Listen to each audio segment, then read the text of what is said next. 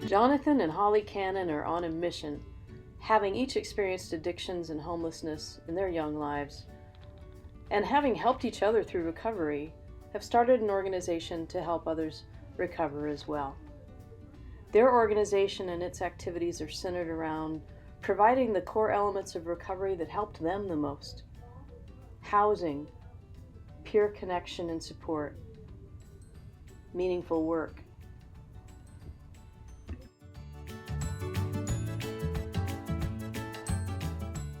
This new organization is AKGR Rehabilitation Tiny Homes. Its founders are Jonathan and Holly Cannon. Their mission is to help people recover their lives and to thrive. And this is their story. Alright, so hello, my name is Jonathan Dwayne Cannon. I lived in Alaska since I was 7 years old. I had to leave Anchorage due to the fact that I was addicted to heroin, meth, and alcohol. I was struggling real bad. I lived in the streets and camps so many months. I kept relapsing and it was not good to my situation. So I was able to finally fly out of Alaska to go down to my uncle's, I like to call it Marine Boot Camp. And I went through detox for 2.5 to 3 weeks, and then from there I physically worked out for every single day on myself, mental health, and my well-being. And then at that single time when I was in Illinois, I came across my wonderful wife now to be, Holly Cannon. And my name's Holly Cannon. I'm Jonathan's wife. We met when he came to Illinois. Unbeknownst to him, I was struggling with my own addictions at the time. I was what we would call a functioning addict. I was able to wake up, maintain my life, do my meth in the morning, go to work. Absolutely insane, toxic, bad stuff. Jonathan came back to Alaska, but before coming back to Alaska, he shared with me what he wanted to do with himself and what was important to him. And part of that was coming to Alaska and helping others that are struggling with addiction, to help them through their recovery journey in whatever way that means. Ended up staying. And that's where our story really starts. It was here in Alaska. I came up here and we ended up being homeless together.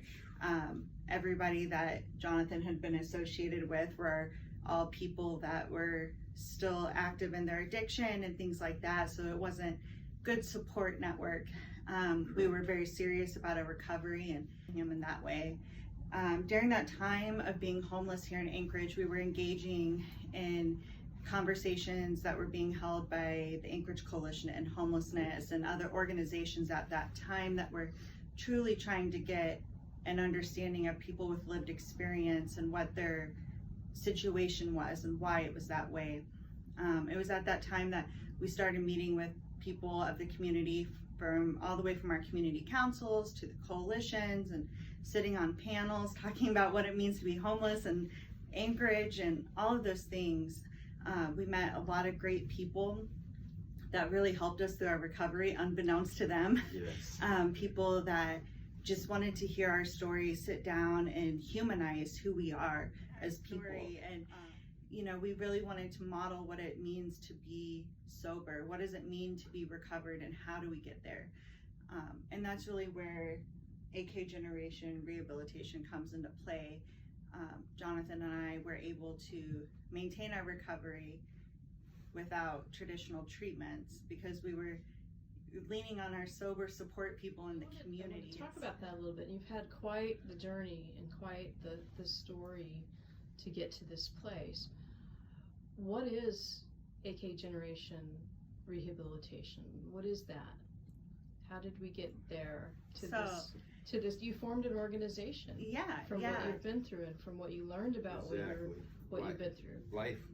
Life learning experiences. So tell us about that. What is that? So AKGR Rehabilitation is the 501c that Jonathan essentially envisioned, and I helped him envision that. And what that is a nonprofit that we are here to help people figure out their path to recovery. We did a lot of learning with our own lived experience, and also lots of research about different communities that work, different housing models that work, different housing models that maybe don't work, and what's important to people whenever they are trying to reintegrate into society after treatment, after jail, but before living independently. And Okay, so it's an organization that you're forming to help people do what you've done. yes, Correct, because we know as like when you're coming out of treatment or when you're coming out of incarceration, you're back out to the wild, I like to call it, and you have no support system at that time. And so most individuals like myself would have to go, and we go back to our old habits. And so we're trying to be the new habit of an individual, to where when he comes out, he can come to our peer support program, and we're lifetime peer-to-peer with that individual to create friendship, to create lifetime goals with him, to create just that bond to where the drug dealer might have. We want to outdo that bond that the drug dealer has, because we don't want him to go back to those lifestyles. right. And so it's really important to help people find what their passion is and help make that an employable skill for them, and also get them to be self-sufficient in whatever ways that means. So would you say work for skills and meaningful work is a cornerstone of your recovery? Absolutely. So even though this organization is brand new, you've already helped, sounds like you've already helped a number of people. Can you tell us about that? Absolutely. So Jonathan has a business that he's able to employ people with, which is nice. And through that employment, he's offered them peer mentorship. He has helped guide some of the fellows on their journey to getting their very first driver's license and navigating what that looks like, practicing driving. There are some folks that are wrapped up in the judicial system, and we're able to show them support by going to court with them, talking with their parole officers or whatever it may be, to really speak upon their recovery and what that looks like. We're able to help people get connected with recovery groups and things of that nature that have really been instrumental to many people's recovery along the way.